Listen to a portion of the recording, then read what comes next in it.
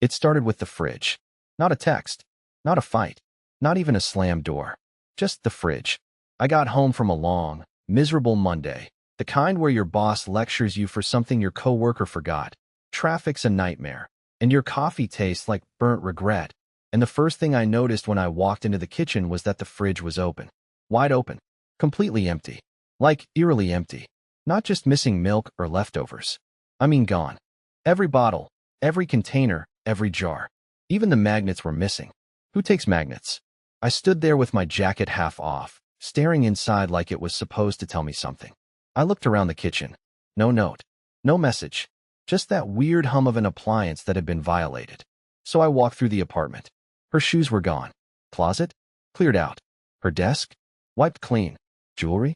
All taken. Makeup drawer? Empty except for one broken brush she probably didn't care about. It was like she had vanished, intentionally. Like she made sure I'd come home and know, without a single word, that she'd erased herself from this place. And still, no message. No explanation. Just one thing. An envelope. Left neatly on the coffee table, as if I was being served dessert after a rotten dinner. Inside, legal documents. Divorce papers. From a lawyer I'd never heard of. And stapled to the front was a typed letter. Please respect my client's wishes. No direct communication is to occur between parties. All correspondence must go through legal counsel. I'm sorry, what? We've been married for 7 years. And now I'm the other party? She didn't want to talk. Not even text. She didn't even have the decency to argue with me. And I know how this sounds. Maybe I should have seen it coming. Maybe some people reading this will think I'm naive. But I genuinely thought we were just going through a rough patch. We'd had those before. We always got through them. But now I was reading a demand for silence from the woman who used to call me just to hear my voice when she was sad. That's when I did it. I went online. Froze every account with my name on it. Locked down every joint card. I didn't scream. I didn't beg. But I wasn't going to be played like some background character in her solo escape story. If she wanted distance, she was about to feel it. And exactly 72 hours later, she broke it. Not her lawyer. Not a friend. Her. And what she said when she finally called. It turned everything upside down. I wasn't expecting any calls. I'd put my phone on silent after freezing our accounts. I figured she'd just stick to the silent treatment and let her lawyer handle everything. But then, late at night, 3 days after the fridge incident, my phone lit up with a number I didn't recognize. No caller ID, just a regular out-of-state number. I almost didn't answer. But something in me said, pick up. I pressed the green button, said hello, and instantly regretted it. Why the hell did you freeze the accounts, Nolan? It was her. No hi. No can we talk. Just rage. Pure, panicked rage.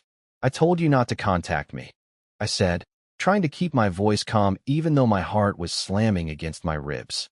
This isn't contact, it's survival. I had meetings, rent due. My card got declined at lunch in front of everyone. Do you know how that feels? I didn't even know what to say. I sat there, in the dark, listening to the woman who vanished without warning now yelling at me for not funding her great escape. So let me get this straight, I finally said. You leave, serve me papers, demand silence, and now I'm supposed to keep your lifestyle running like nothing happened? She went quiet. That's when I asked the question I'd been sitting on for 72 hours. Where are you staying? Silence again. Not a single breath. I'm serious, I said. Because from the speed at which you cleaned out the apartment, I know this wasn't a sudden decision. You planned this. So where did you go? You don't get to ask me that, she snapped, but her voice was shaky now. Not angry, nervous. That was new. So it's with him, right? I said, and immediately regretted how small and pathetic I sounded.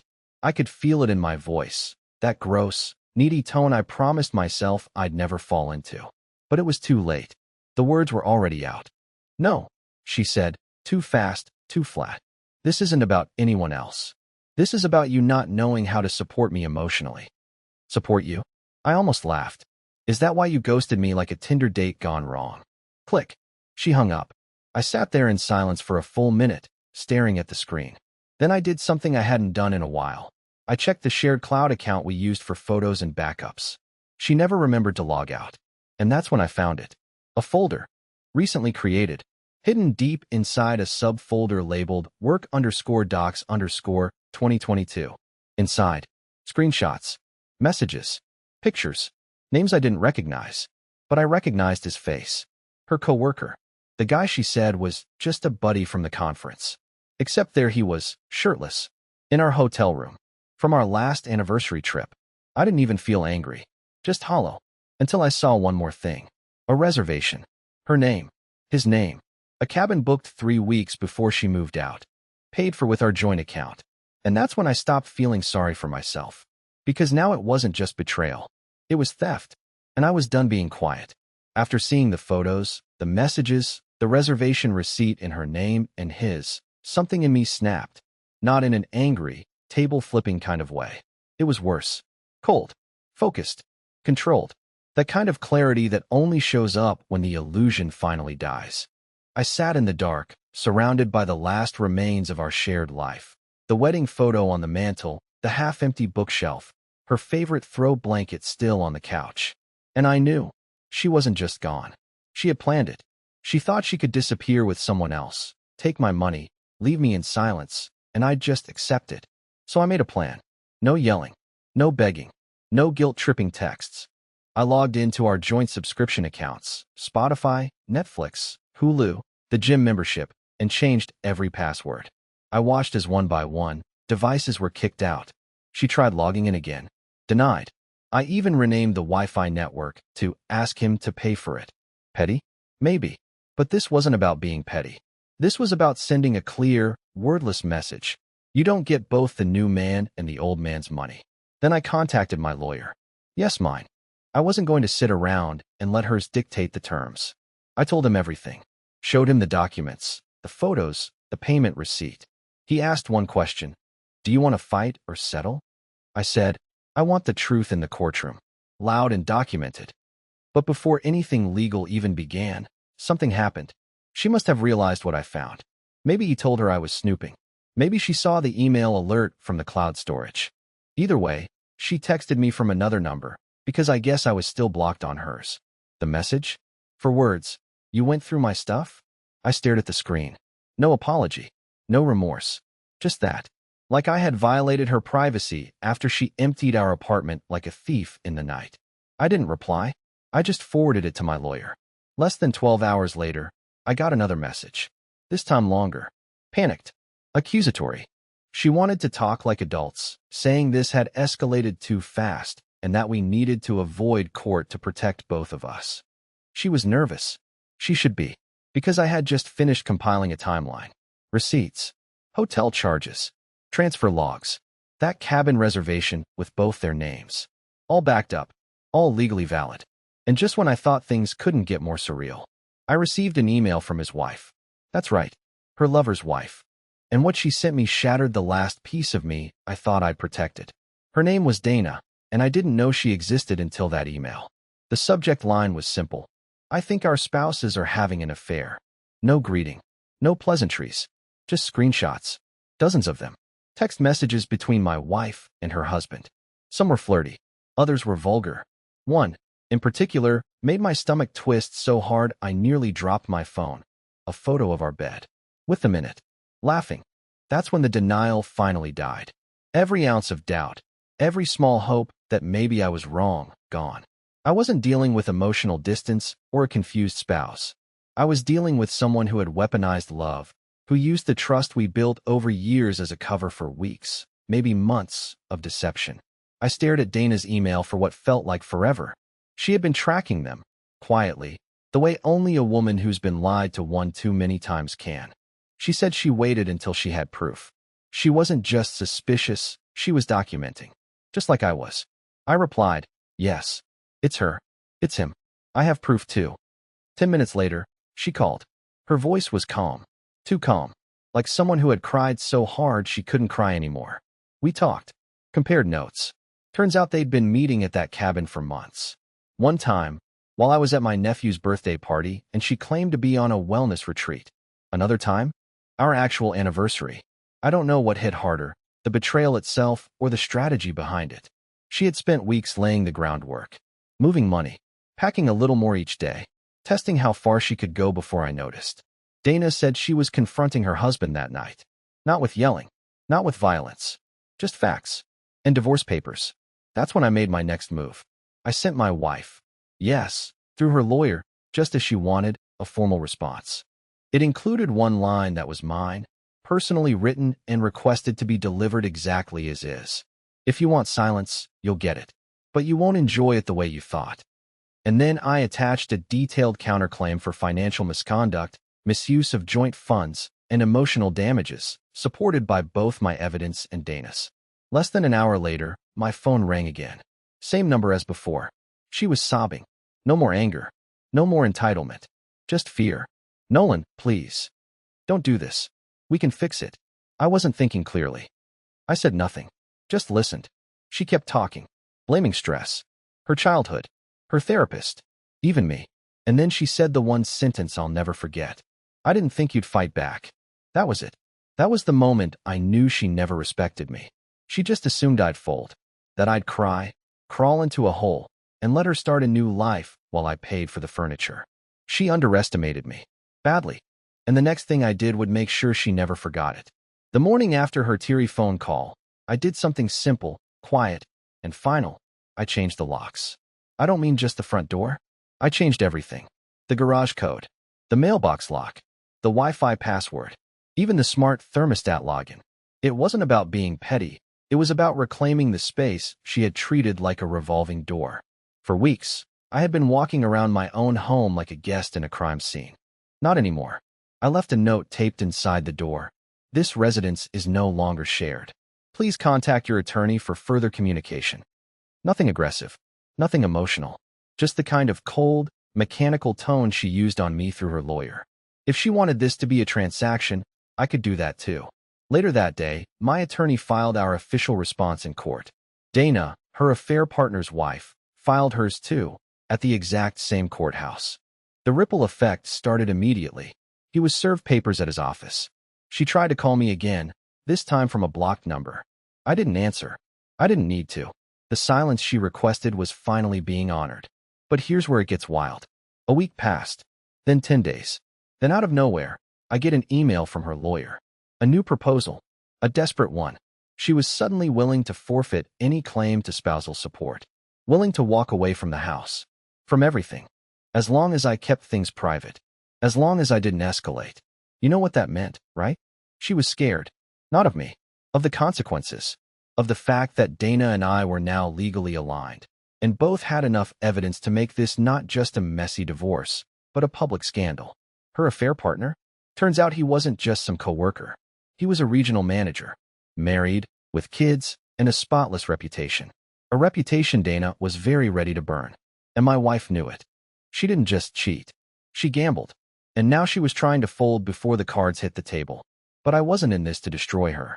I was in this to end it with dignity, my dignity. She took my trust, my time, my peace.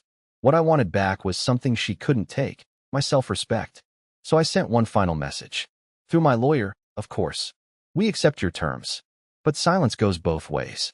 If my name ever comes up again, in gossip, in pity, in anything, we go public with everything. No threats, just terms. That night, she showed up outside the house. Not banging on the door, not crying, just standing there, staring at the porch like she couldn't believe she no longer had the right to walk in. And from the upstairs window, I watched her finally understand what real silence felt like. But the story wasn't over. Because 3 days later, someone from her family reached out to me. And what they told me changed everything I thought I knew about why she left in the first place. I hadn't heard from anyone in her family since the split. Not a word. Not even a sorry this is happening. They just vanished like she did. Like I was the villain in her carefully rewritten story. So when I saw her brother's name pop up on my phone, I almost didn't answer. We were never close. Honestly, I thought he hated me. But curiosity got the better of me. His voice was different. No sarcasm. No smugness. Just this strange, weary tone. Look, he said. I know you probably don't want to hear from me, but you need to know something. I didn't say a word. Just listened. She's been spinning this whole story like you neglected her. Told everyone you were emotionally abusive, that you didn't care, that she felt unsafe. That hit me harder than I expected. I mean, yes, she'd ghosted me. Yes, she used a lawyer to block communication. But telling people I was unsafe? That was a whole different kind of betrayal. But then he added something else. I didn't believe it. Not really. So I stayed quiet. But now, after what Dana's been saying, after what came out about the money and the cabin, man, it's not adding up. And you know what pushed me over the edge? I waited. She tried to drag our mom into it. Told her to cut you off too. Said you were dangerous and had a history of controlling behavior. Our mom didn't even know what to do with that.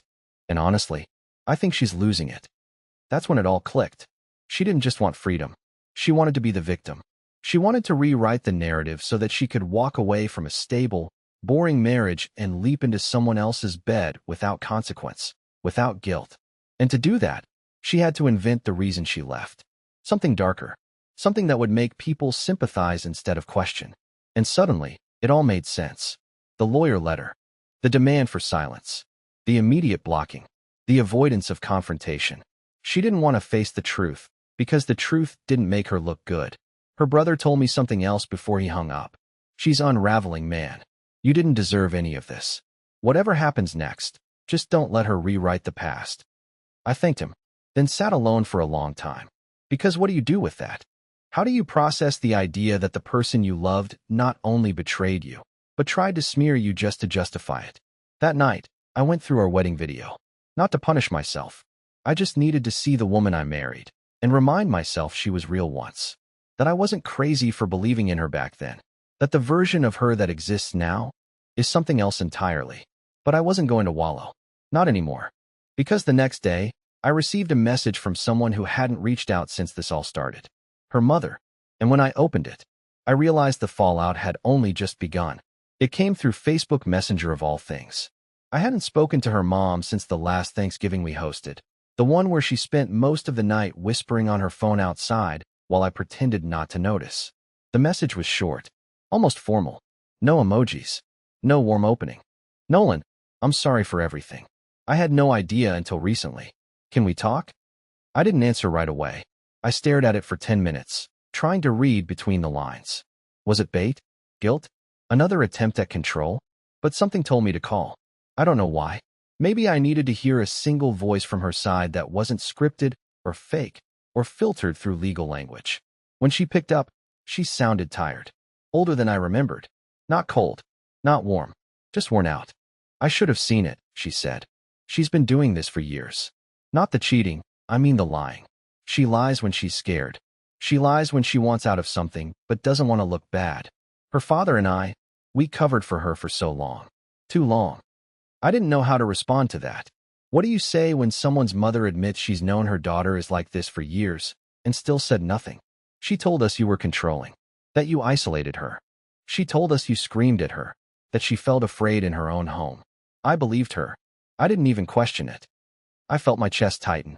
That word again. Afraid. She had used it like a weapon. A single word designed to make sure no one asked deeper questions. It wasn't just betrayal. It was character assassination. She lied to our faces, Nolan. She took your money, your kindness, and turned it into some kind of prison in her head. And now, she's in pieces. Her mom told me something else, something that made everything even darker. Apparently, her affair partner's wife, Dana, had sent copies of everything to her entire family. Every message, every photo, every reservation receipt. Not to be cruel, but to make sure they knew exactly what they'd been defending. She cried for hours when it came out, her mom said.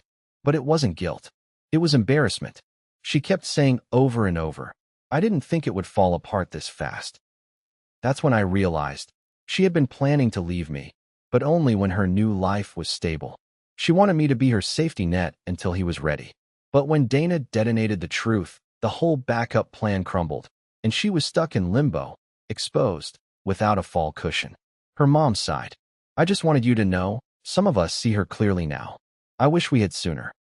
I thanked her, but it felt hollow. Too late. Too much damage already done.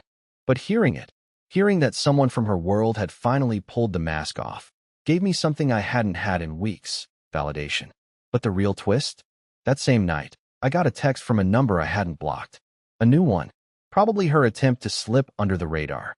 I messed up. Can we please talk? No name. No apology. Just that. She was crumbling. No more lawyers. No more fake silence. And I knew, deep down, she wasn't reaching out because she loved me. She was reaching out because her new world had collapsed, and now she was looking back at the one she destroyed, hoping it was still standing. But I had one more move left, and it would be the one she never expected. I stared at that message for a long time. I messed up. Can we please talk? She didn't even sign her name. Maybe she didn't need to. Maybe she knew I'd recognize her tone, the desperation buried under those 5 words. But what struck me most wasn't the timing. It was the motive. She wasn't reaching out because she wanted to make things right. She was reaching out because everything she gambled on had gone up in smoke, and I was her last familiar lifeline. But I didn't reply. Not because I was bitter. Not because I wanted revenge. I just didn't need to anymore. The silence she once demanded had turned into something else, something mine. It had stopped being a punishment and started feeling like peace. Real peace. In the weeks that followed, the divorce finalized. Quietly, cleanly. Her lawyer folded fast once ours presented the paper trail. She didn't ask for spousal support. Didn't fight for the house. She walked away with what she came in with, and nothing more.